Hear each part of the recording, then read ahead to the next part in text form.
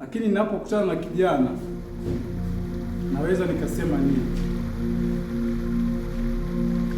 Ambacho mimi huwa napenda kusema kwa ufupi sana, nasema hivi: kama unaweza ukasema hapana kwenye jambo fulani, au kama unakutana na sababu zinazokukataza kufanya jambo fulani, ni lazima uwe tayari wewe mwenyewe kujiuliza swali, kama hapana, kwa nini hapana?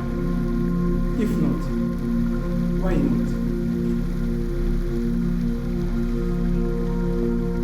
Unapoliendea kusudi lako, lazima utakutana na changamoto za aina mbalimbali, lazima utakutana na vikwazo.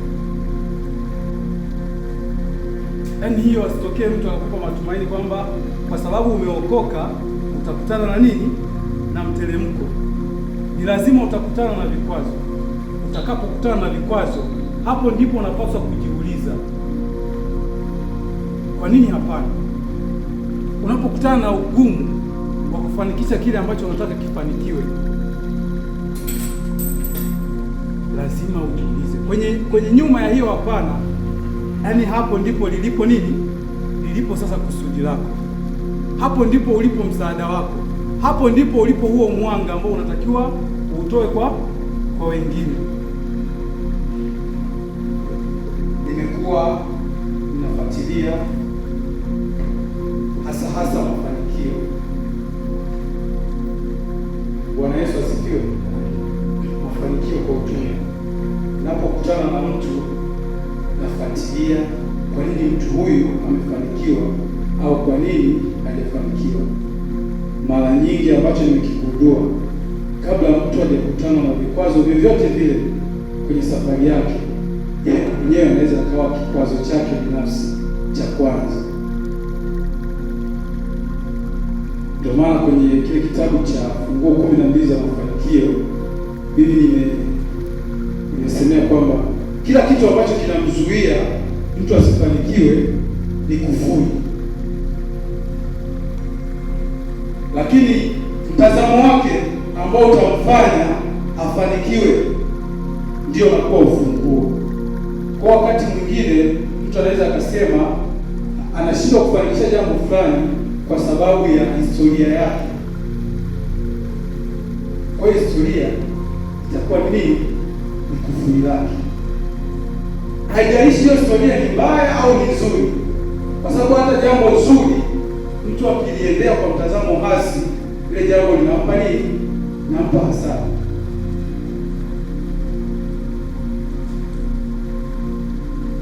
Kwa hiyo kifupi, kwamba ninapokutana na kijana, naweza kusema kwamba wazo lolote ulilonalo, jambo lolote ulilonalo ambalo unatamani kulifanya, haijalishi unaliona kubwa kiasi gani ama dogo kiasi gani, uwe na uhakika kwamba inawezekana, na ujenge mtazamo huo kwamba inafanya nini, inawezekana.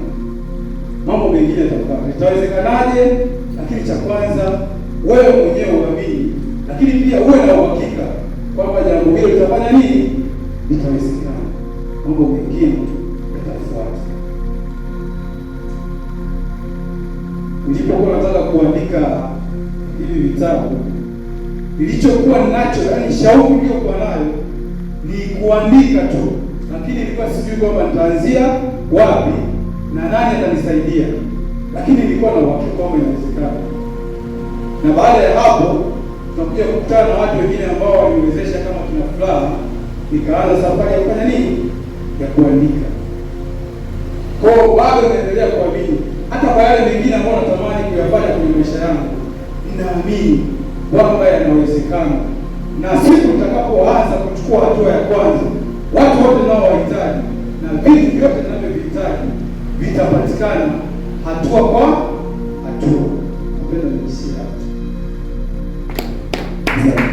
Inawezekana mimi kama mteja pia au kama mteja pia mzani ya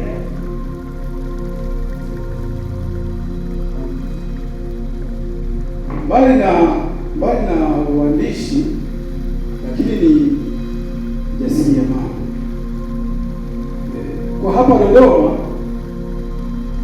nafanya shughuli investment, nakopesha pikipiki.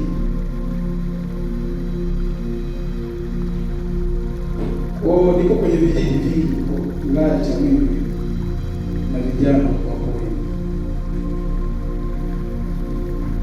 lakini pamoja na hivi vitabu ambavyo vipo tayari, vitabu viwili, funguo 12 za mafanikio na kitabu cha kuamini Mwanangu. Lakini kwa kule Mwanza hata tuna shughuli nyingi pia. Tunafanya biashara ya nafaka, tunafanya biashara ya maduka, lakini tunafanya shughuli nyingi pamoja na uuzaji wa nafaka tunafanya. Asante. If not why not? If not why? Why not? Kila siku ni posti yake anasema kama ni hapana, kwa nini hapana? Tunashukuru sana. Naamini kwa maelezo yake hata mafupi unaweza kuona kumbe kweli kuna hatua ya kufanya. Nadhani ninaamini kwamba siku nyingine tukipata wasaa mzuri zaidi ndio kuzungumza. Hata kama ikitokea Mwanza kwa moja au kama wasaa katika huduma wakati mwingine. Sasa wakati mwingine kwa nafasi ya kipekee mno ninaenda kumtambulisha mwalimu wangu mwingine na mwalimu wetu sote. Naamini kwa wengi hapa ni sura ngeni. Mmoja siwezi kusimama. Nipigie makofi mengi. Kwa ambao ilikuwa vijana fast ile kwa mkumbo hiyo ilikuwa ni sababu ndogo. Bana angalia video njoo alikuwa na coordinate, ametoka huko muda si mrefu, anapanga usafiri, anakuja hapa na ametulia. Kwa kijana hayuko hapa, yeye anakuja hapa amesikiliza na anataka kuzungumza nawe kwa uchache tu, ile siku nyingine na mimi atapata wasaa mzuri zaidi kuzungumza na sisi. Atajitambulisha, nadhani nitambulishe kwanza, ndipo nitakuuliza swali utakaolijibu, ndipo nitaweza kuruhusu. Siwezi kuruhusu asipojibu ile swali. Karibu sana. Bwana Yesu asifiwe. Haleluya. Tupungiane hivi haleluya. Ninamshukuru Mungu kwa hapa kwangu mwenyewe mara yangu ya kwanza. Sio tu hapo inawezekana na informatics kabisa. Bwana asifiwe. Majina yangu ninaitwa haya ni wazazi sasa. Jasper Barao. Nikikuja kwa kwangu Mungu akanielezea uone. Bwana asifiwe. Ni mwalimu wa Mungu. Ninamshukuru Mungu kwa kushiriki pamoja na wewe tukio hili. Mungu akubariki mtumishi. Asante kwa kunikaribisha. Amen.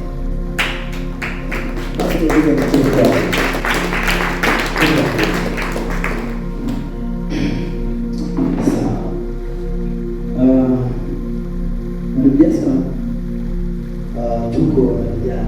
Wakati naongea na vijana pale nasema kwamba usije kuanza mambo yanakuwa mepesi. Utakapoenda kuendelea jambo lako. Of course hawa ndugu hapa ni wengi sana, sio wote hapo. Wakati tunaanza tuanza na giza, nikamwambia kwamba mwaka 2024 niliruhusia session moja saa 4 mpaka asubuhi, ilikuwa ni session ya mafundisho tu. Na siku ilikuwa moja akiwa msafiri kusoma lakini na coach Amos. Walisema kwamba hii sio ya kila mtu. Yaani kwa hiyo ambaye ndio ile kuu. Sio ya kila mtu. Kwa hiyo hata hii sio ya kila mtu. Ni maana ni wengi. Na hapo ukija hapo utapata watu wengi sana.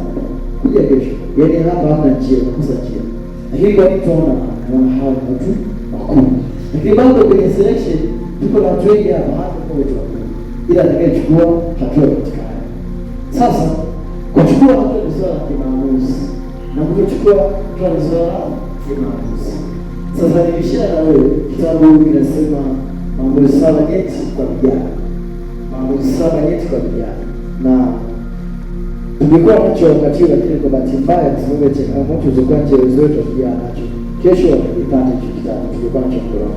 Lakini naamini unapata kupitia. Kuna maamuzi mengi sasa huko kuhudumu kwenye huduma za vijana kwa mrefu huko makanisani.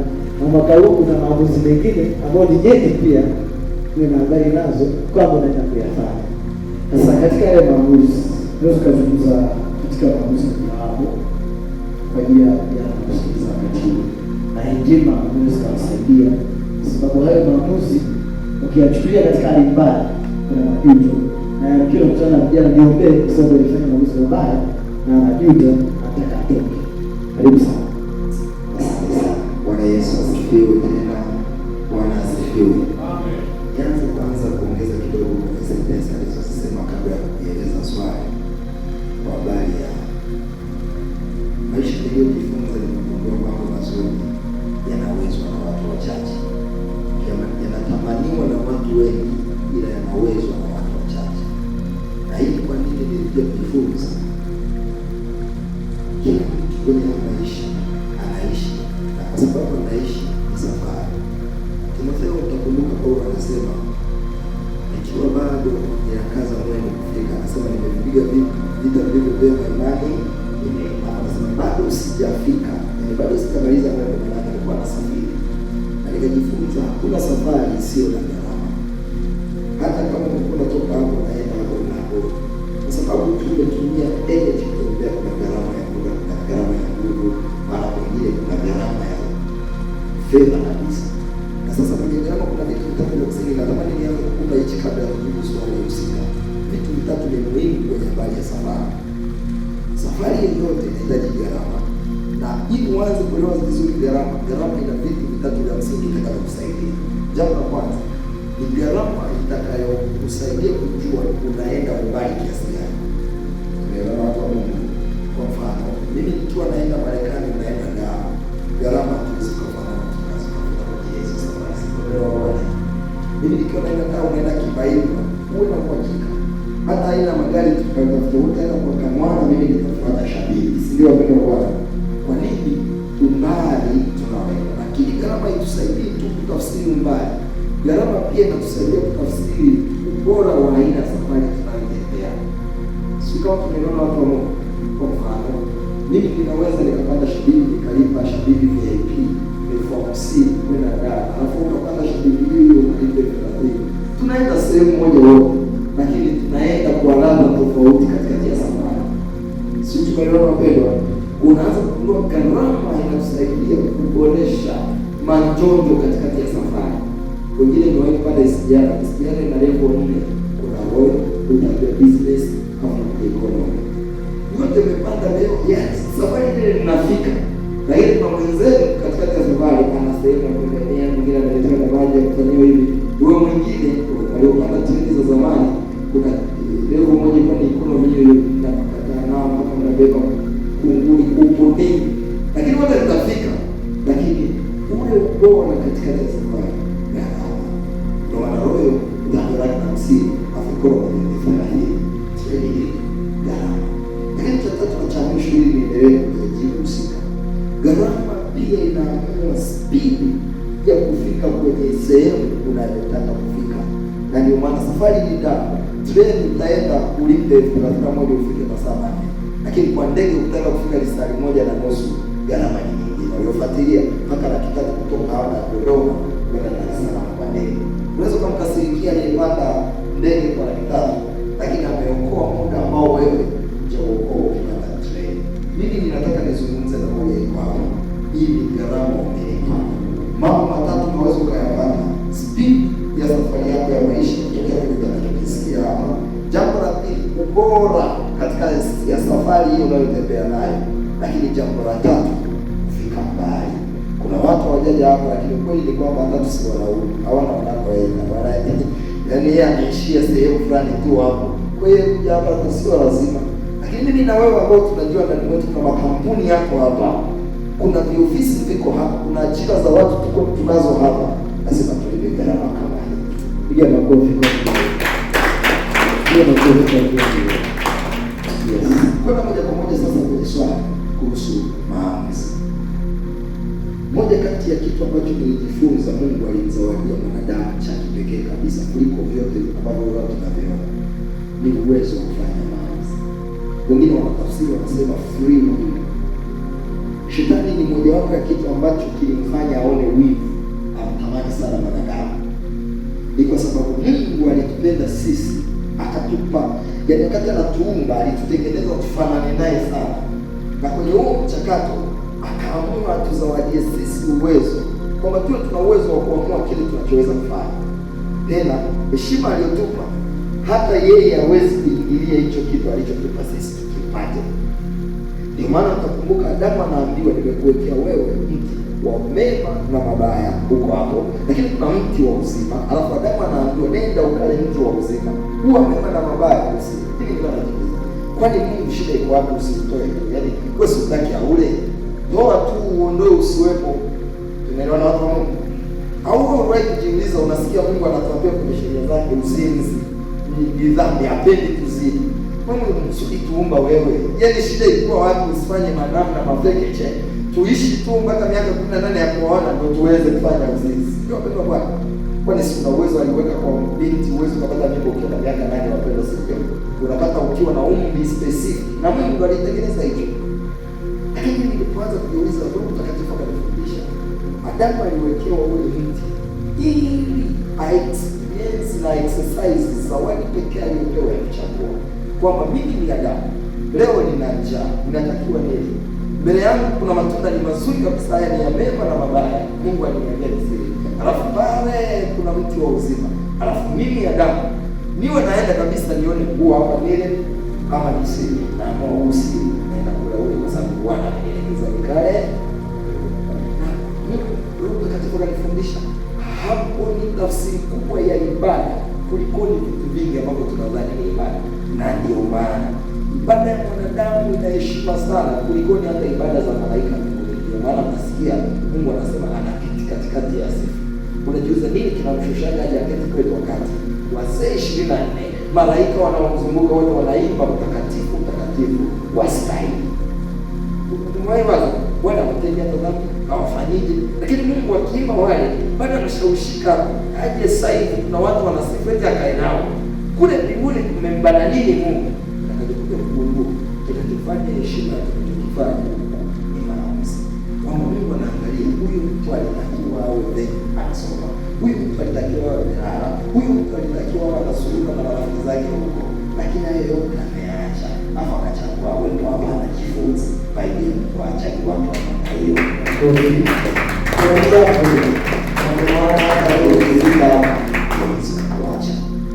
Unitamani ndani ya moyo wako kwanza ulijue hiyo ni zawadi ya pekee Mungu alitupa kuchagua. Sasa kwenda moja kwa moja kupitia kitabu ambacho mtumishi wa Mungu amekiandika, na Mungu ndiye pia ameandika kitabu kuhusiana na jambo hilo hilo, maamuzi. Watu wa Mungu, kuna maamuzi mengi sana nyeti kwenye maisha ambapo tena kwenye umri wetu ndio wakati sahihi wa kuyafanya. Kitabu cha Yohana Mtakatifu 21:18, Yesu anamwambia Petro, amwambie, amini amini ninakwambia, ulipokuwa kijana ulikuwa ukijifunga na kwenda mahali popote utakapo, au nasema utakapokuwa mzee wengine watakufunga na kukupeleka utakapo. Hiyo sentensi nzima inaonyesha wapendwa wa Mungu, maisha yetu yanafungamanishwa kwanza kwenye lika hilo. Najua tunajua kuna umri tutaitwa watoto, kuna umri tutaitwa vijana, utake usitake, kuna na umri utaitwa mzee. Lakini kwenye ile sentensi anatufundisha kitu kingine, kwamba kila umri umefungamanishwa na uwezo fulani, ambapo ukipita kwenye huo umri uwezo na wenyewe umeisha. Yaani anakumwambia ulipokuwa kijana ulikuwa ukijifunga na kwenda utakapo, maana kuna uwezo wa Petro alikuwa nao wa kujifunga yeye aenda anataka. Alafu anamwambia utakapokuwa mzee kwamba huo uwezo utakuwa umefanya nini? Na anaposema kujifunga na kwenda utakapo, anachomwambia ni uwezo wa kufanya maamuzi. Na haya maneno Yesu anamwambia Petro baada ya kukasirishwa na Petro kwamba amefufuka. Alafu Petro alimwacha kumwagiza avue watu, yeye karudi kuvua samaki. Kilichokuwa kinamdanganya Petro, anaamini muda anao. Yaani anaamini yeye atakuwa na muda tena baadaye wa kuokoka tena arudi kwenye kufanya kazi. Alafu Yesu anajaribu kumwambia mzee, muda huna. Muda utakuwa mzee. Hivi vya kwenda siku kwa watu watoana na watu wasio watoana, utakuwa na hiyo energy. Wanasifiwe. Nini nachojaribu kuonyesha? Umri wa ujana ndio una nafasi pekee ya kufanya maamuzi. Mtoto anaambiwa na wazazi wake, anaambiwa na mwalimu wake, anaambiwa na kila mtu. Ndio maana tunakuwa wengi watoto Ukimuuliza unataka uwe nani, anasema vile vile baba yake alivyo. Sasa ni polisi kwa sababu baba ni polisi, hiyo daktari kwa sababu baba ni daktari. Yaani kila mtu tu awe kama baba yake alivyo. Lakini alipofika umri wa ujana, kwa sababu ndio time ya yeye kuchagua, lugha inaanza kubadilika. Ndio nasikia mwingine kabisa anaanza kuona hisi baba alijichanganya kama kwa polisi. Mimi polisi hapa. Kwa nini?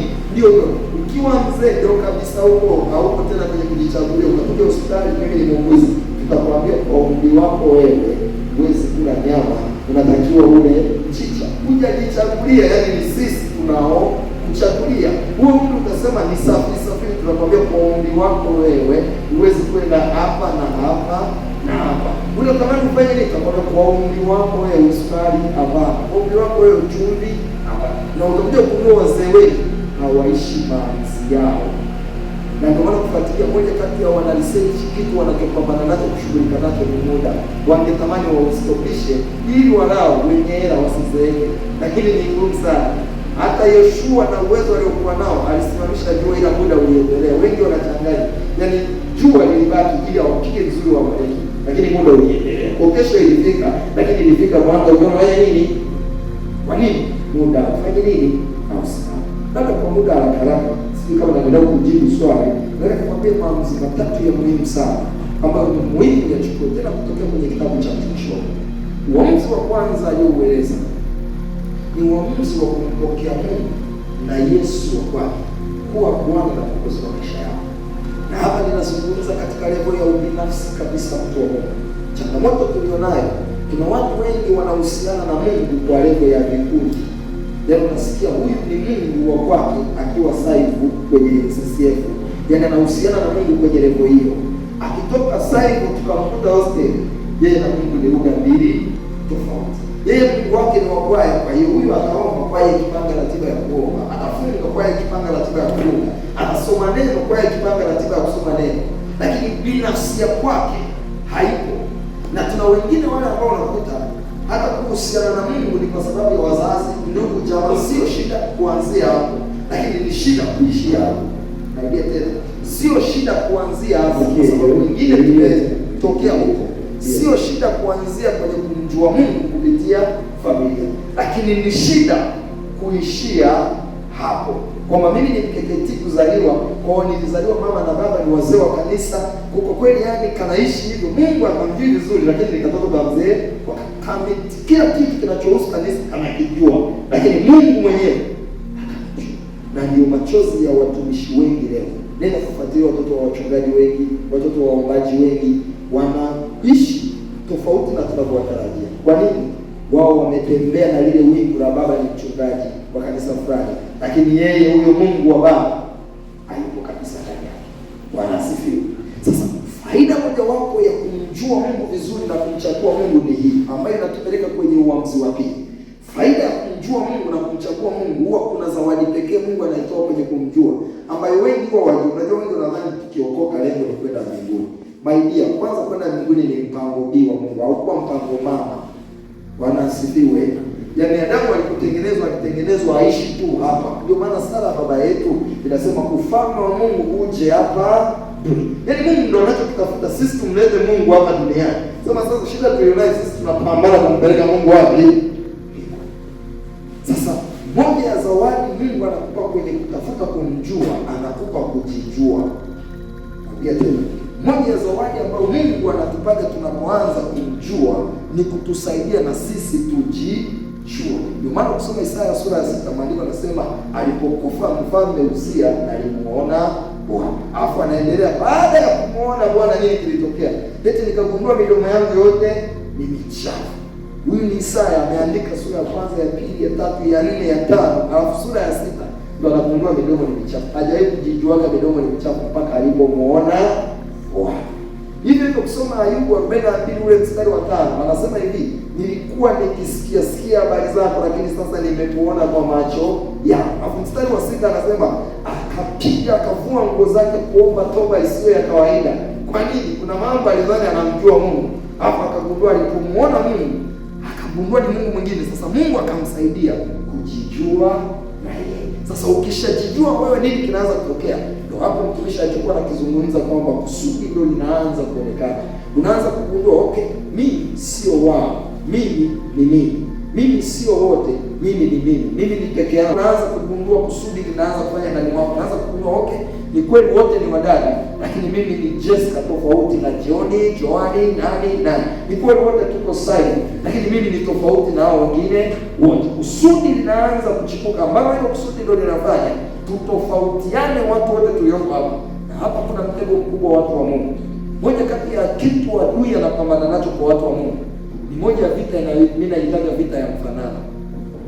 Shetani anapenda sana tufanane, lakini sio mpango wa Mungu sisi tufanane. Na ndio maana wengi tutakubaliana na mimi hapa, tulipokuwa primary huko hata olevu, na inawezekana na sasa hivi chuo, ilikuwa hivi: ukifeli peke yako unasikia kuumia sana, lakini ukiambiwa darasa zima mmepata F, kuna namna hata usikii shida. Jamani, haijawahi kukuta watu wa Mungu ndio unasikia jamani, darasa zima hakuna aliyevuka C. Yaani unashangilia tu unapomsimulia mtu darasa zima yana atuvuka C. Nini kinatokea? Ni kwa sababu ya kitu kinaitwa battle ya kutufananisha watu wote.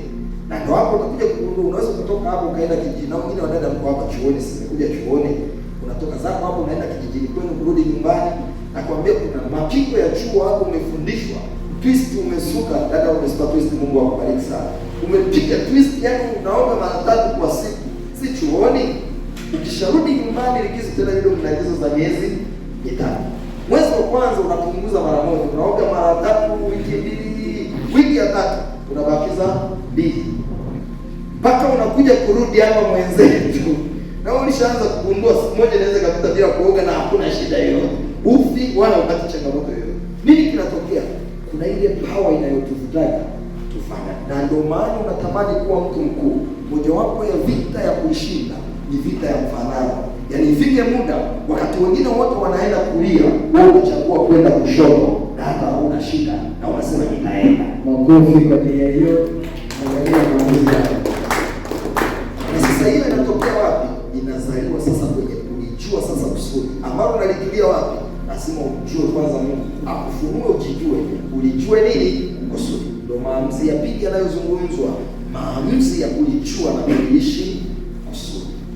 Sasa uweze kufika level ya kuishi kusudi na kulijua kama hujamjua Mungu mwenyewe. Huo ni uongo. Utapigwa mtu wa Mungu, utapambana vita ambayo sio ya kwako. Na gharama ya kuishi kusudi mara zote huwa ni kufa mapema. Yana hakuna kingine. Na ndio maana Biblia inasema Daudi baada ya kulitumikia kusudi alifanya nini? Akala. Mimi wanaamini mtu anakufa kwa sababu mbili. Moja, amemaliza alichotakiwa kufanya hapa duniani, au ya pili, haonekani kuwa na dalili ya kufanya alichotakiwa kufanya hapa duniani. Unajua kuna mwingine ana dalili, lakini kuna mwingine yani akiangaliwa yanaonekana yani hakuna hata dalili. Yani alipokata hakuna dalili. Sisi tunaelewana watu wa Mungu. Tunaelewana wapendwa.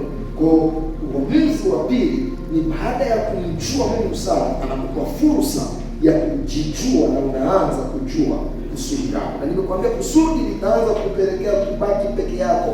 Na ndio maana angalia Biblia, wale wote waliofanikiwa kuwa wakuu, lazima kuna muda walibaki peke yao.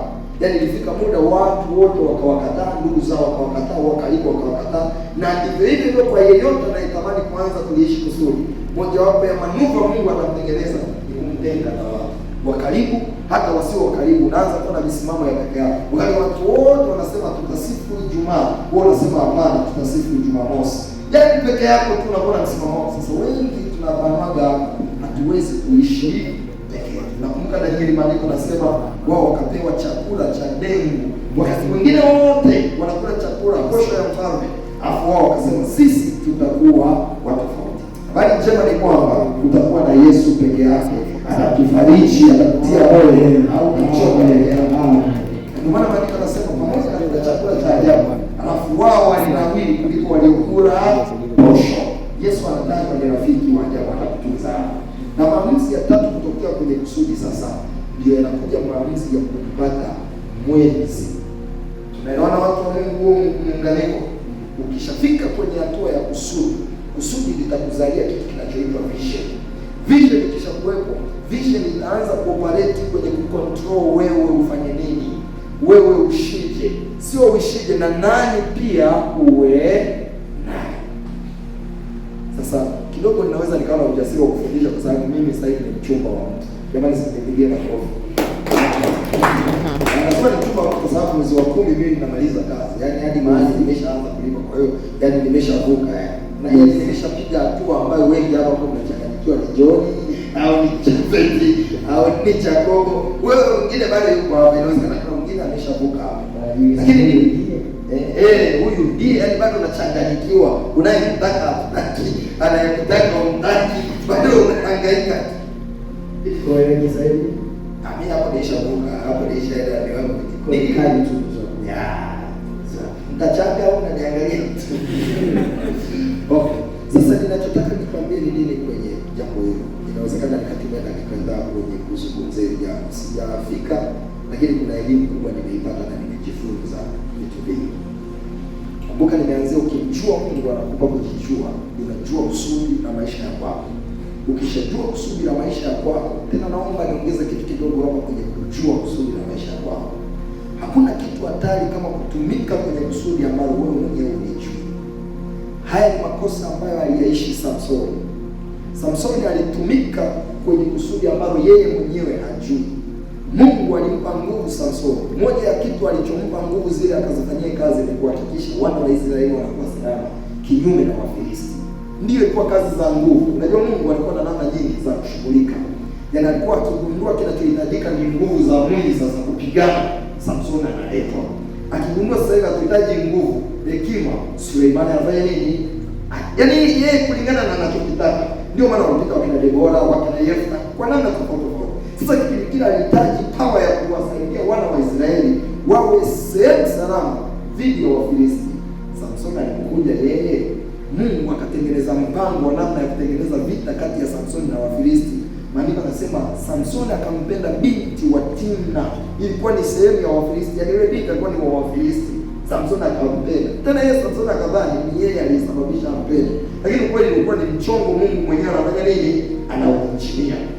Maandiko yanasema wazazi wake Samsoni wakamkanya kwamba acha, huyu unaendaje kwa mtu wa namna hiyo? Lakini Samsoni akasema huyu. Na maandiko yanasema alipompenda mpaka wakafika hatua za kwenda kwenye mahali, wazazi wakafanya na wenyewe mapepeche. Yule binti akaolewa na mtu, na ndio ulikuwa mwanzo wa vita kati ya Samsoni na Wafilisti. Alipotoka hapo Asina ndo akaenda akashambulia mashamba ya Wafilisti. Sasa nini kilitokea? Samsoni akajua vita yake yeye kwa sababu ya dada. Ndio maana akammaliza yule Mtimna, akaenda kwa binti mwingine. Maandiko yanasema akamwendea watatu. Ndio Delila ni binti watatu kwa Samsoni, sio wa pili. Ni wangapi? Na alipompata Delila wakaelewana kwake yeye, kusudi lilikuwa limefanya nini? Limetimia. Ndio maana akaeleza yote hata ambayo atakiwa kufanya nini. Lakini anapodhani kusudi limetimia na Mungu bado hajafanya nini? Na maana tuna watu wengi hapa wamempata Delila wanashangilia kwamba wametimiza makusudi yao. Kumbe ilikuwa ni hatua tu, yaani Delila ilikuwa ni mpango kutokea kule nyuma ili wasaidie kutimiza kwa kuwashughulikia Wafilisti, sio yeye wa kushangilia. Tumeelewana watu wa Mungu? Okay, rudi kidogo hapo.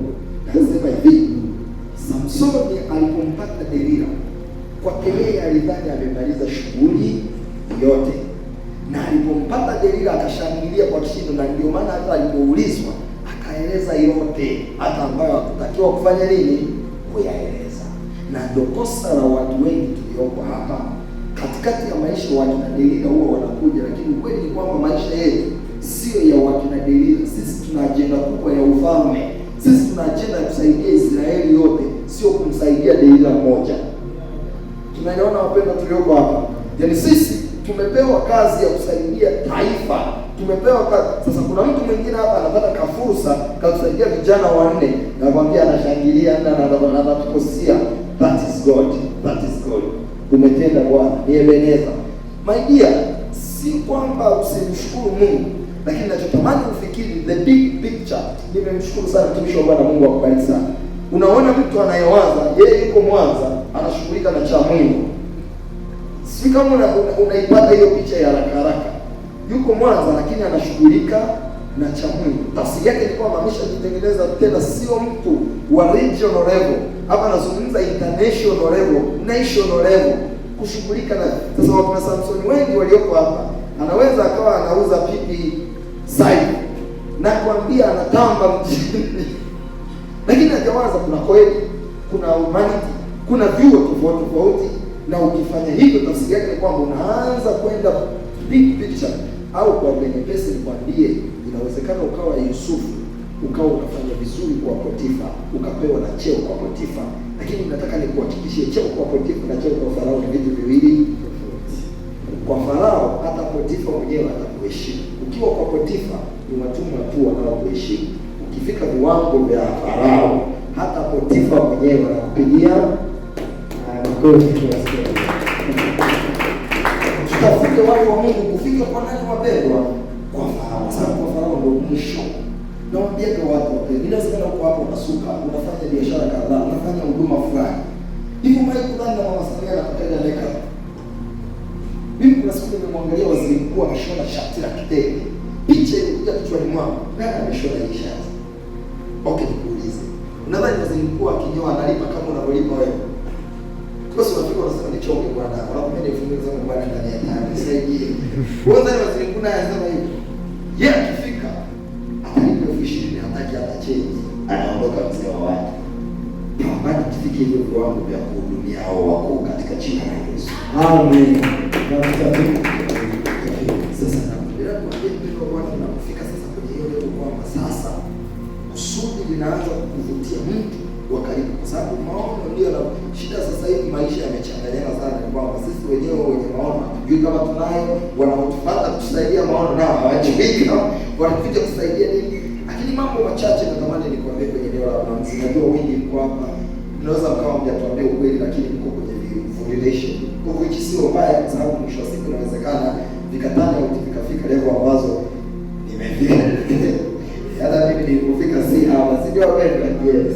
Yes, inawezekana ikafika level hiyo. Na mambo machache natamani nikusaidia kueleza hapa. Jambo la kwanza, pamoja na kwamba umefanikiwa kumpata huyo, lakini hakikisha unajua ukweli ni kwamba tuoaji mtu, tunaoa familia. Narudia tena, ukweli ni kwamba tuoi mtu, tunaoa familia. Kwa nini ninakuambia hicho kitu? Mimi nimekuambia kidogo, nishavuka level, nimeshaenda level ya mahali. Mwanzo nilidhani na muoa huyu niliye naye, lakini nilipofika kwenye familia ndo nikagundua kumbe hata muoe uliye naye kuna mjomba yake. Kuanzia siku hiyo umeamua kumwoa yeye, na yeye umemchagua hata kama kumchagua yeye. Narudia tena, yaani wewe unamchagua huyo binti na unasema nimemchagua, let's say Joan kuwa ndo mke wako. Usichojua ni kwamba kwenye uchaguzi mmoja kumchagua Joan, umemchagua shemeji, umemchagua wifi, umemchagua mama mkwe, umemchagua baba mkwe, umemchagua mjomba wake, umechagua maskini wao ama utajiri wao. Kwa hiyo nini ninataka nikueleze? Mungu akupe jicho la kuona zaidi ya kile unachokiona. Shida ya mahusiano mengi leo yanaanza kupata shida pale ambapo wengi alimuona Joan akamfurahia, lakini hakuwa na jicho la kuchunguza nyuma ya Joan na wakina nani. Tunaelewana watu wa Mungu? Sasa shida tulionayo leo, mwingine ukimfundisha hivi anaenda kumkuta mpenzi wake kumwambia, samahani mpenzi wangu, natamani tukae tujadiliane, kuna magonjwa gani kwenye familia yetu? Maskini ni nani? Uchumi wenu umeendelea. Sasa usianze kufanya interview za namna hiyo, utavuruga mambo. Lakini ninachotamani nikufunue ni kwamba pata jicho la kuchungulia huko nyuma nini kipo. Kwa nini usipochungulia? Kuna vitu ni vya kawaida alafu ndivyo vimeharibu relations za watu wengi. Mfano, kuna kitu kinaitwa financial differences za mtu mmoja mmoja hapa, kuanzia mental fikra tunavyowaza kuhusu fedha, kuanzia tunavyozitumia fedha, tunatofautiana kabisa. Mfano, mimi ni spender mmoja mzuri sana, hata kama uchumi nimefundishwa na nimejifunza sana, lakini mimi ni spender. Ili niishi vizuri kwenye ndoa, lazima nimwangalie ninayemchukua yeye naye ni spender ama sio spender, ili balance iwepo. Maana inabidi nimchukue asiye spender, na ndio maana mimi nimchukua mchele nipige makofi. Kwa hiyo nakwambia, na sasa unapoanza kumwangalia ni spender ama sio spender, hapa ndo unaanza kuangalia differences za familia. Kwa mfano, mimi ni mtoto wa kwanza nyumbani, sio wapenda. Okay. Familia nyingi watoto wa kwanza kutoka wana magumu kwenye familia zao. Wengi mlioko hapa mtakuwa mnajua, kuna wengine magumu yenu tu linaingia tu hivi, kuna mchomba au kuna yeye unamtumia kidogo kwa sababu wewe ndio lango. Yaani unageuka tu hivi, si kuna mdogo wako anasoma chuo diploma, wewe ndio unamsupport hivi, ndio familia yako. Alafu unaenda huko na junior anakuambia kenyewe kamelelewa pekee yake. Tumeelewana hiyo lugha? Yeye kenyewe kamelelewa pekee yake, au kenyewe ni kaesa katoto ka mwisho kabisa huku juu yake. Kuna makina John yako uzarani, kuna makina Danieli anafanya kazi wapi. Haraka mkiingia tu kwenye mahusiano, moja kitu mtagundua mnatofautiana. Mshahara wako utaingia, wakati utaingia. Wako utatakiwa ugawanywe kwenda kwa ndugu, afu wako umefanya nini? Umekaa. With time ataanza kuona mbona kama wewe ujali, alafu anafanya nini? Lakini pia kuna levels, unakuta kuna mwingine kweli kwa familia yake, ili atoe waone kama ametoa. Unajua hili levels zinaamua hata kiwango cha hela kujithamini. Kuna mtu kimpe 10,000 anaona ndio wewe umetoa hii. Alafu kuna mtu mwingine 10,000 kwake hiyo imebadilisha maisha yake kabisa. Na familia hivyo hivyo, kuna watu familia yao wameshafika level za kuzawadiana magari, kujengeana, ndio walizomo. Wewe mwenzetu uko level ya kuwatumia tu 20,000 na kwambia unatangazwa kijiji kizima kwamba mwanetu tumesomesha.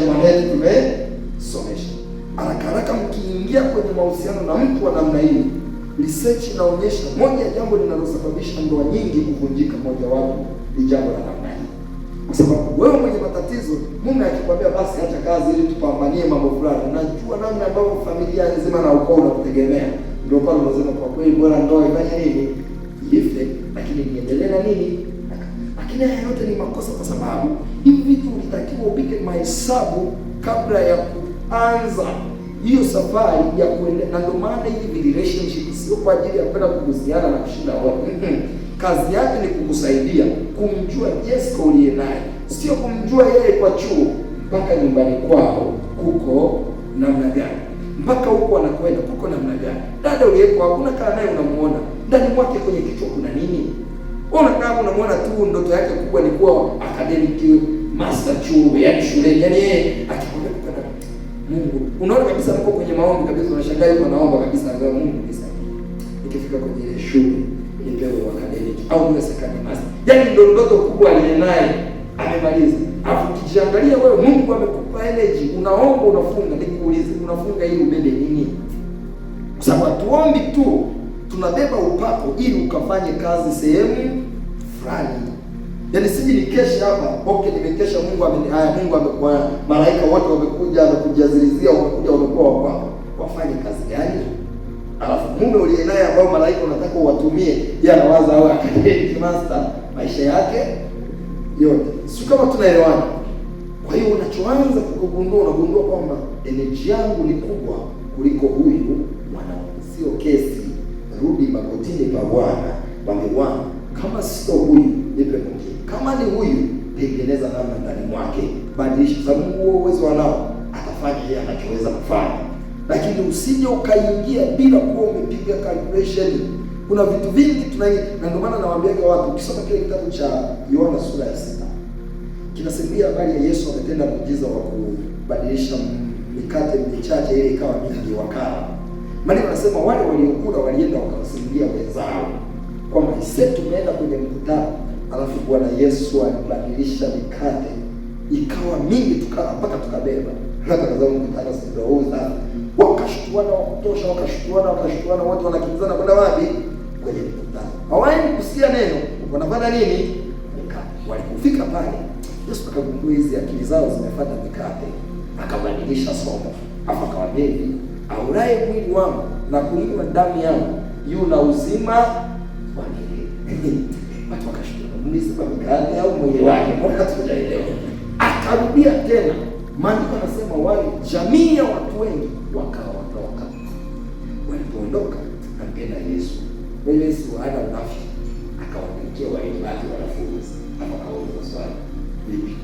Kaondoka au unaenda wapi? Wewe ungeanza kupembeleza ubadilishe na injili yako ili wabaki. Yeye akauliza mnabaki au unaenda fanya nini? Naondoka. Akaenda jibu Petro. Petro akajibu hivi, twende kwa nani Bwana? Wakati ndiko kuna maneno ya uzima. Sasa hili jibu limekaa kimaamuzi kuliko kawaida. Yaani Petro hakuwaza kuondoka, alienda mbali ya kuondoka, akawaza kwenda wapi. Kosa letu tunaondoka, hatujui tunaenda wapi. Yanaanza mahusiano, huna hata hiyo picha ya haraka kwamba kule tunakoenda kuna nini, huyu ni wa namna gani, tunavyoenda tunatoboa. Sisi tunaiona upendo wa Bwana. Nawaambiaka watu hekima, usivunje daraja kama una uhakika unajua kuogelea. Lazima ukae uchunguzi, una uwezo wa kuogelea ndio ukubali kuvunja daraja. Unasema nimempenda huyu mtumishi, yani anahubiri vizuri. Kama mimi ukaniuliza nataka niwe nani baadaye, nikwambia napenda Mungu akinisaidia niwe nazunguka mikoa kwa mikoa. Umejiandaa maidia kukaa miezi miwili hujaniona? Tunaelewana wapendwa, tunavyo hivi vitu. Kumbuka nazungumza swala la nini? Mtu mmoja akatuambia inawezekana ukampenda Yesu ukasema wow, yani ningekuwa kipindi kile ningeolewa na Yesu. Ungeweza yale maisha? Ndio uliyeko hapa fikiri. Akimaliza kuongea na wanafunzi wake anaenda mlimani. Akimaliza mlimani anasema sikutumwa kwa ajili ya hawa, anaenda. Yaani yeye ni vijiji kwa vijiji. Utakutana naye lini? Lakini hivyo hivyo watu wengi wenye hatima kubwa, maidia siku zote sio romantic. Hawajali, hawatakuandikia message tangu asubuhi mpaka jioni. Kwa hiyo wewe kuchagua. Tunaelewana watu wa Mungu?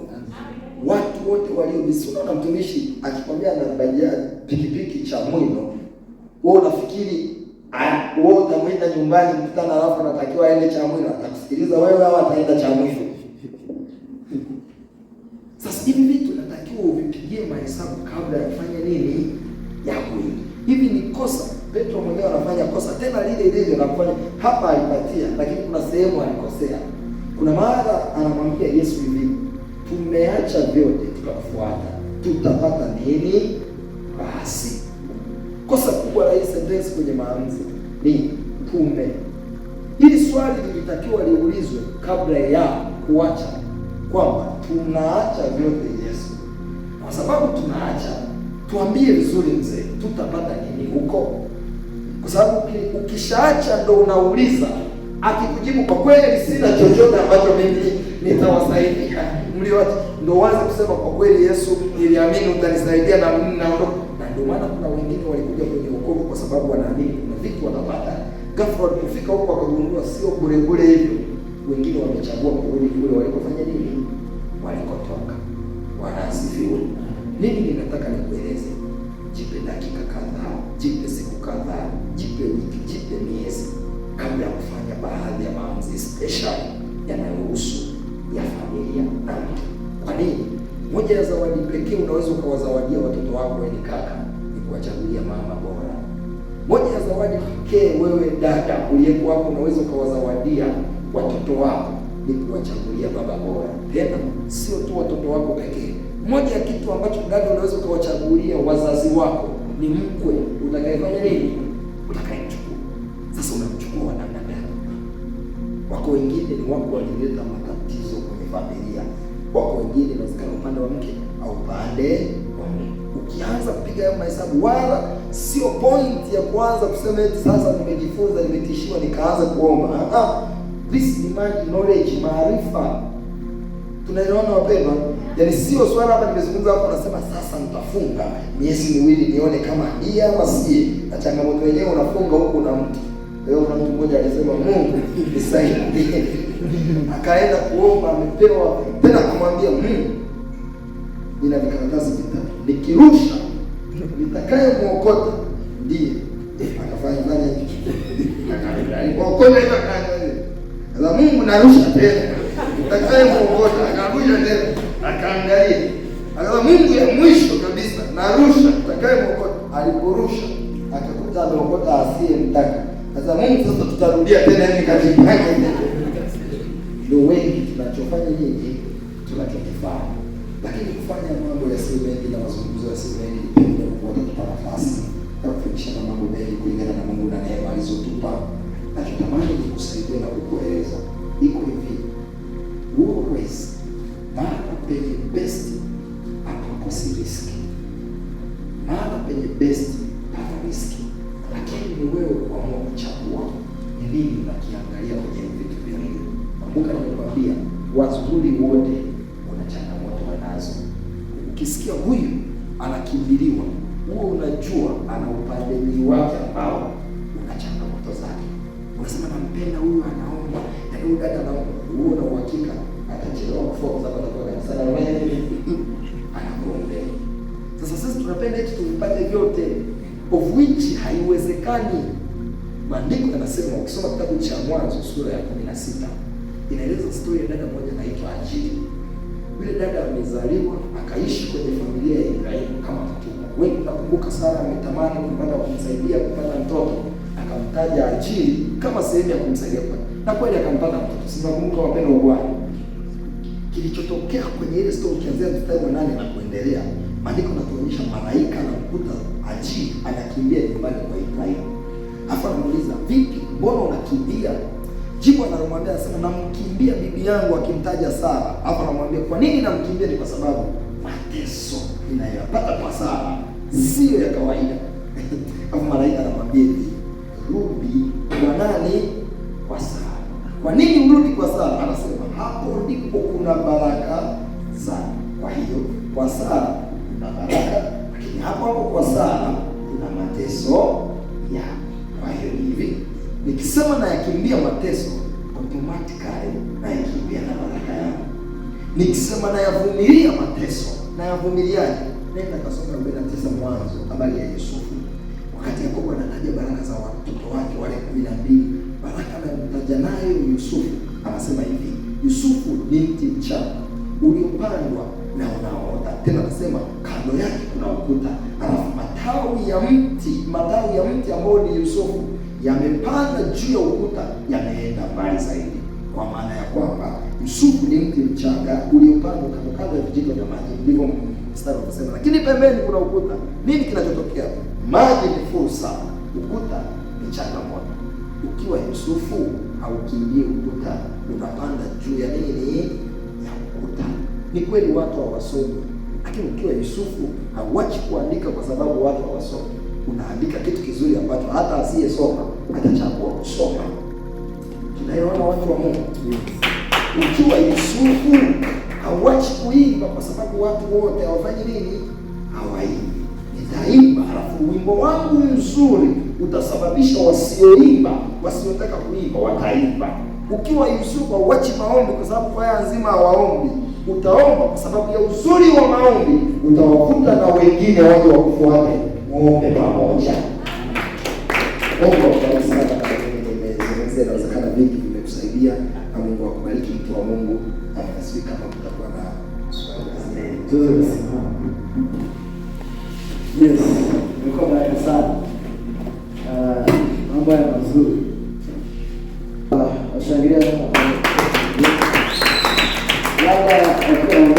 kabla aliondoka, naweza kuhusu pia mawasiliano. Msamaha kila siku na mafundisho Facebook na WhatsApp kila siku. Ndugu yangu pale, mwalimu usaidie YouTube channel, lakini pia namba ya simu na mafundisho yako najua tutazidi kuyapata. Ili wasabu utapata vizuri zaidi na mimi na kufahamia zaidi. Amen. Bwana Yesu asifiwe. Mungu amenipa neema, ni mwanzilishi wa Truth Transformation Podcast ambayo tunaifanya Dodoma kwa namna tofauti. Ziko hekima nyingi, maarifa mengi kwa vijana tunayahitaji. Naamini yatatufaa sana. Bwana asifiwe. Basi kupitia akaunti zetu za TikTok, Insta pamoja na YouTube channel tutakutana na hivyo vitu kupitia jina la mwalimu ya MWL Jasper Luhalala. Hili jina ni gumu sana, tutapambana kweli kweli kuliandika, lakini naamini Mungu atakusaidia. Kwenye platform zote tutakutana na jambo hilo, lakini Mungu ametupa group pia ya WhatsApp ambayo Mungu anatupa neema ya kuendelea kuachilia mafundisho kadha wa kadha hapo, ambayo naamini pia ni msaada kwako. Kama utatamani kushiriki, namba yangu ya WhatsApp ni 0756 27 23 01.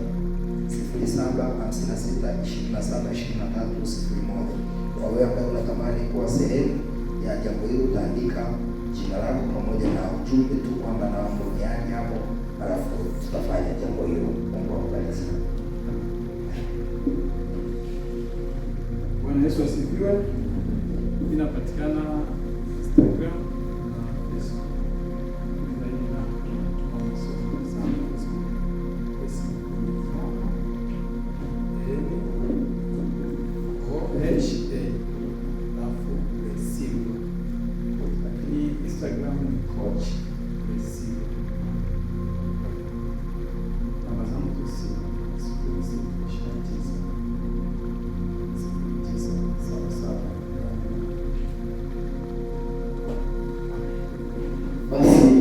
naamini utakapohitaji mawasiliano kama unasema Nyakasa utanifesi kwa ajili yao. Basi ili tuendelee. Kama sikutapokelea tutakuita Feli. Nikuombe kabisa. Karibu sana. Karibu sana. Basi tuache tupige makofi kwa ajili yake.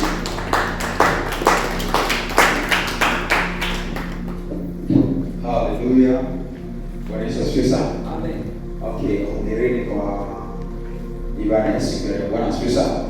Okay, leo tutakuwa na muda mchache tu na wakati mmoja tujalia tutaangalia baadhi ya mambo. Bwana asifiwe.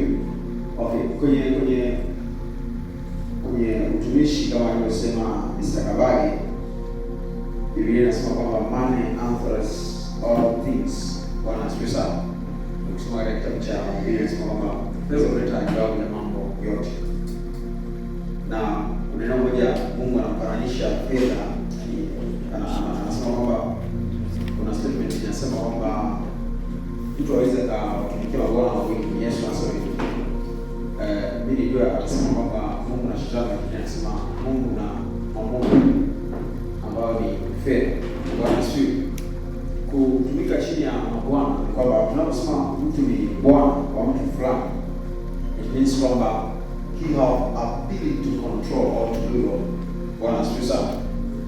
Naposema kwamba mtu fulani ni bwana juu yako, ana uwezo wa kuamua ule nini, ufanye nini, utembee wapi, uishie wapi, sehemu gani usiende na mahali gani usiende. Bwana asifiwe sana. So fedha ina uwezo wa kutawala maisha ya mwanadamu katika muundo huu. Ni kwamba ina uwezo wa kumwambia mwanadamu kwamba wewe leo hautakula hauli, wewe Marekani hauendi au wewe. Bwana asifiwe sana. So ukishaona kwamba kuna maamuzi fulani ambao hauwezi kuyafanya kwa sababu fedha imekuamulia, it's true. Kwa hiyo nilichojifunza kwamba Biblia inasema kwamba mtu aweza kuwatumikia mabwana wawili, Mungu na fedha, ni kwamba inamaanisha kwamba Christians they are supposed to be rich enough they can decide their life. Bwana Yesu asifiwe sana. Kristo asifiwe sana. Yaani kuwa tajiri sio kosa. Hata mimi I believe that. Na mwambie kwamba sio kaniacha. Yaani kuwa tajiri sio dhambi, lakini maskini ni dhambi ambayo Biblia yenyewe haitaki. Bwana asifiwe. Kristo asifiwe sana. Kwa sababu ukiwa maskini huwezi kutenda. Unatoaje fungu la 10 na Biblia inasisitiza mambo kweli. Bwana Yesu asifiwe sana. Hauwezi kumtolea, unamtolea. Bwana asifiwe. Unaenda sawa. Unaenda sawa. So kuna vitu inawezekana hapo wamekuwa wakientertain. Wanasema kwamba umaskini ni kama utakatifu, lakini umaskini sio kitu kitakatifu na wala Mungu hakientertain.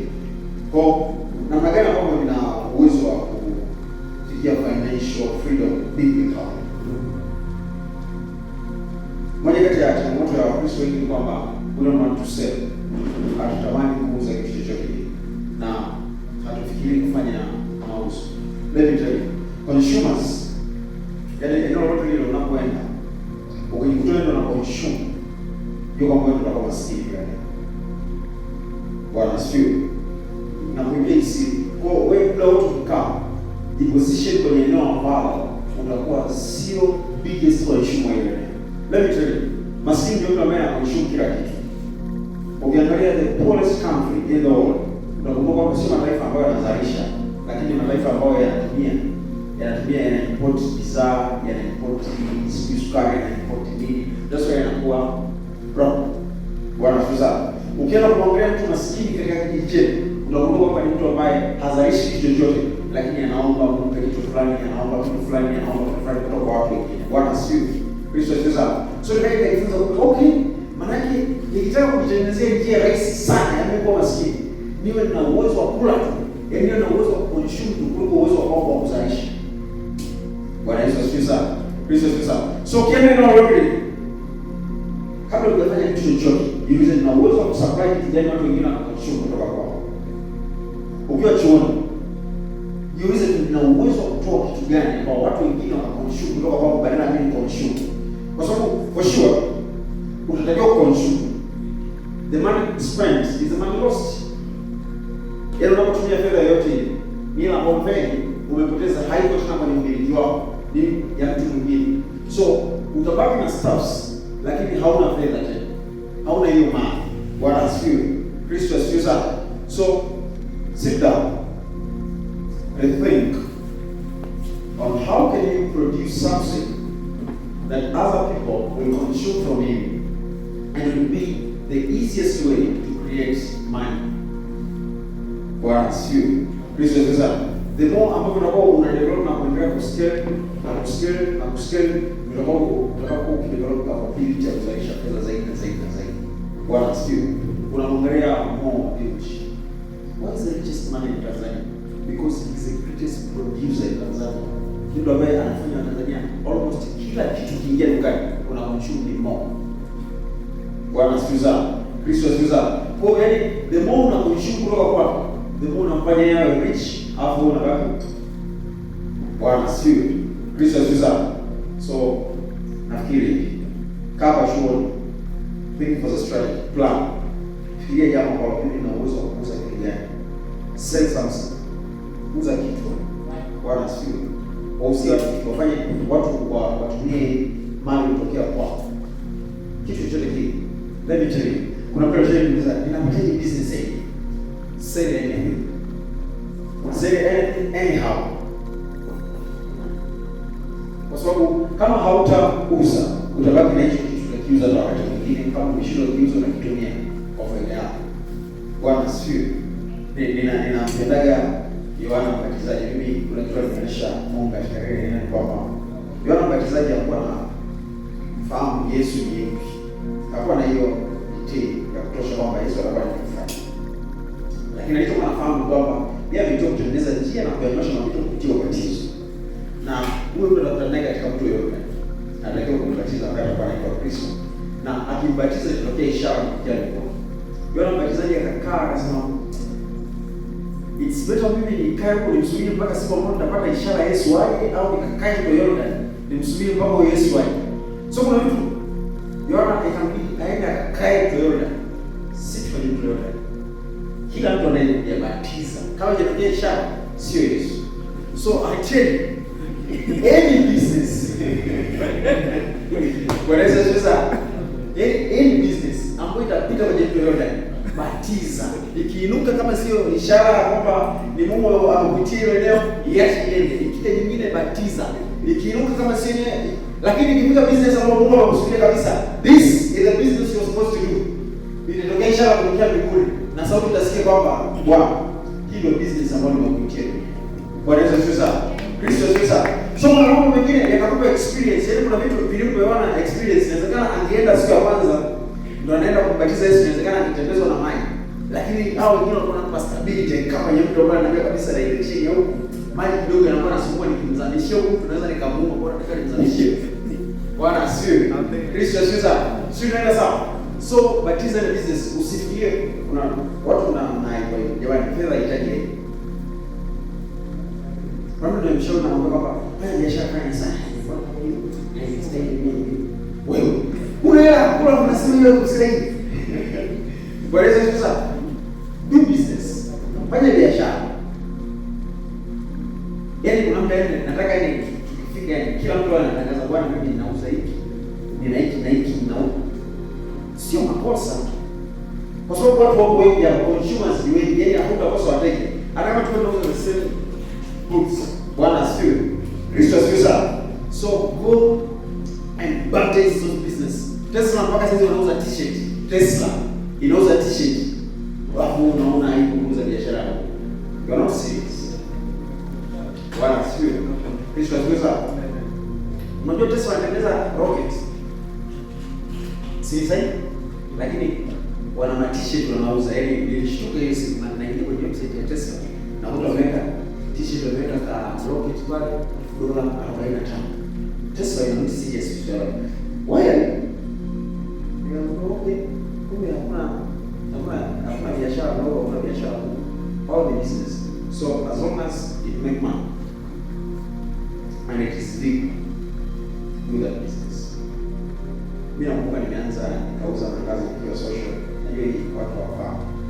Kwa social unajua ndio kwenye job hizi mpaka pale Central Kariakoni pale.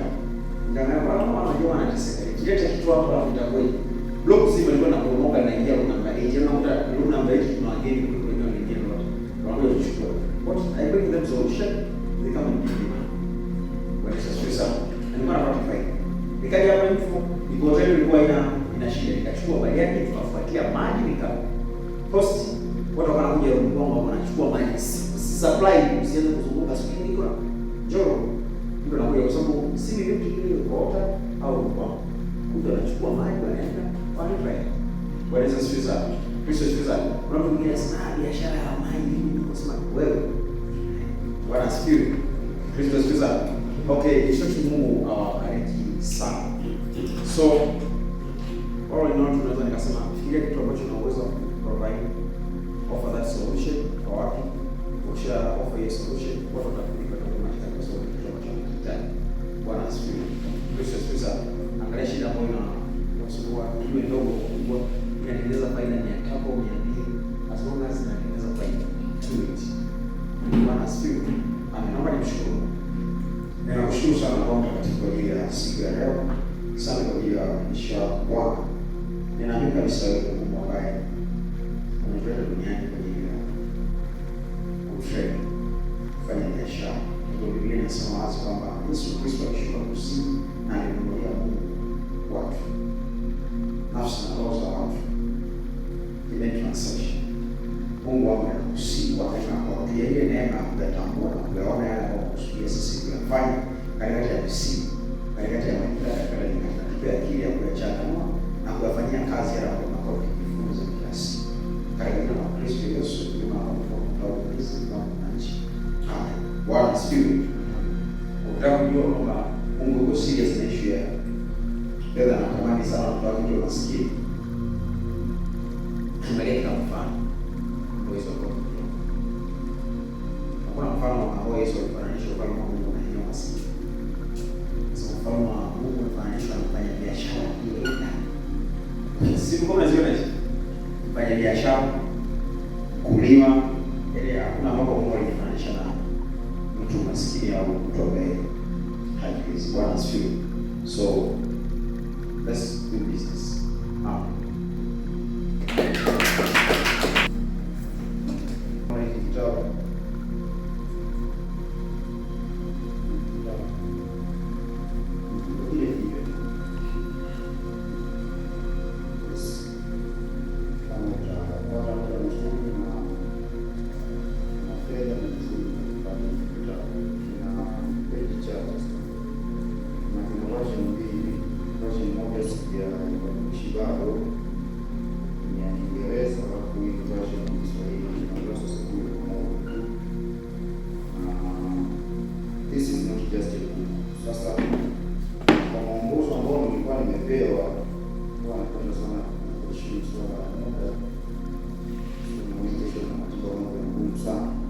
Kufundisha kwa habari ya namna ya kutunza viwango vya kiungo kwa ajili ya kazi ambayo Mungu alikuwa amekupa. Unasisitiza sana kutunza viwango vya kiungo kwa ajili ya kazi ambayo Mungu alikuwa amekupa. Sasa hiyo ni pati ya kitu kilichopo kwenye hiki kitabu. Haijaandikwa hivyo kwenye hiki kitabu, lakini hiki kitabu kinazungumza karibu vitu vyote ambavyo naweza kusema hapa. Kitu cha kwanza, na niliambiwa nimzungumzie mtu mmoja, nafikiri tutatumia kama dakika 6 mpaka dakika 10 tutakuwa tunamaliza kwa sababu ya muda. Niliambiwa nimzungumzie mtu mmoja anaitwa Mariamu.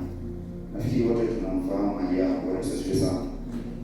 Sasa ukisoma kitabu cha Isaya ni mtu ambaye alikuwa yuko very creative na alikuwa yuko prophetic. Isaya 7:14. Isaya anasema kitu kizuri sana kwamba tazama, bikira atachukua mimba naye atamzaa mwana na jina lake ataitwa Immanuel. Kitu cha kwanza cha msingi ambacho natakiwa kukijua, Isaya anatabiri habari ya ujio wa Yesu, na anatabiri huyo Yesu atapatikana kupitia mtu gani. Lakini Yesu wa Isaya anasema huyo bikira atakayezaa Yesu anaitwa anasema tutazama, bikira atachukua mimba naye atamzaa mwana naye jina lake ataitwa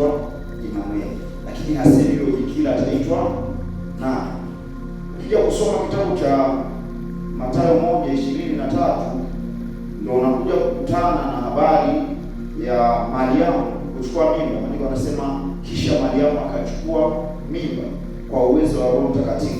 Kwa yule bikira aliyetabiriwa huku mwanzo na Isaya anakuja kudhihirika kama Mariamu, lakini kumbuka Isaya hakumtaja bikira. Sasa kwa nini somo tunazungumza kwa habari ya viwango? Kama Isaya angesema tazama Mariamu atachukua mimba kisha atamzaa Yesu, yaani mistake ambayo Mariamu ameifanya aidha kwenye utoto wake akashindwa ku maintain virginity ambayo Mungu ameiweka ndani yake, alikuwa amevunja mpango mzima.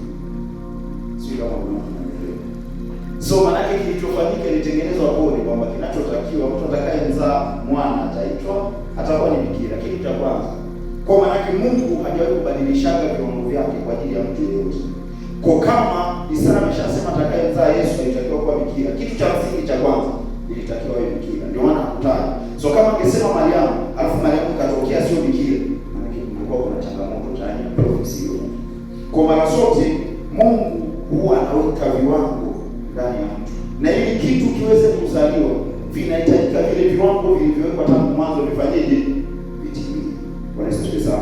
Hapo ili ufanye kitu chochote na kukikamilisha fully, ni lazima uzingatie misingi ya viwango ambavyo Mungu aliviweka tangu mwanzo.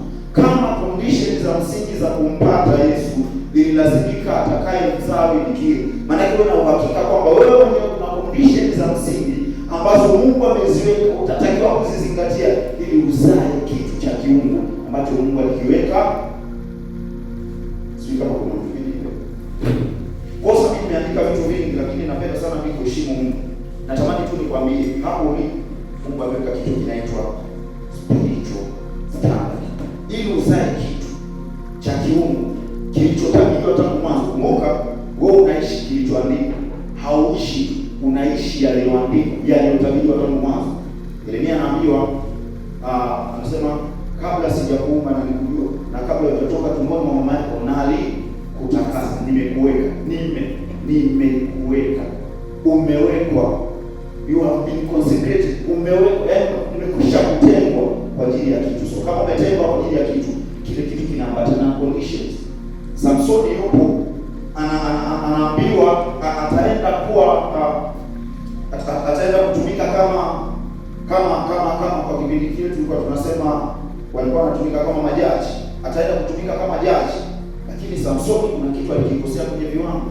Amepewa viwango vya Samsoni, anatakiwa asifanye leo, asifanye hivi na hivi, lakini siku ile kitendo cha Samsoni kutoa nywele kilimfanya asifikie hata na kitu alichofanya alichowekea. So maana yake ili uweze kuzaa kitu chochote cha kiungu ambacho Mungu amekusudia kuweza kukikamilisha, lazima uzingatie misingi ya viwango iliyowekwa tangu kabla ya kuwekwa misingi. Bwana Yesu asifiwe sana. Sawa. Kitu kimoja nataka kuongea Mungu. Kama viwango vinapoelekezwa ubora wa kitu na Mungu, maana kiona uhakika ili utimize kazi Mungu aliyokupa, ni lazima ukaze viwango. Mahali popote ukilegeza viwango, matokeo hayatakuwa kama vile ambavyo Mungu alitaka ufanye. Kwa kitu cha msingi ni kuhakikisha haurelax viwango vya kiungu kwenye maisha yako. Mwambie Mungu kwa muda mfupi kwamba gusa maisha yangu na vile vitu ambavyo nikutabiri, vile vitu ambavyo nimeandikia vikapate kutimia sawa sawa. Bwana Yesu asifiwe sana. Bwana Yesu asifiwe sana. Nilikuwa nashangaa sana nilipokuwa nasoma Mwanzo 31:5. Anasema nimemwita kwa jina lake Bezaleli, nimemwita kwa jina lake.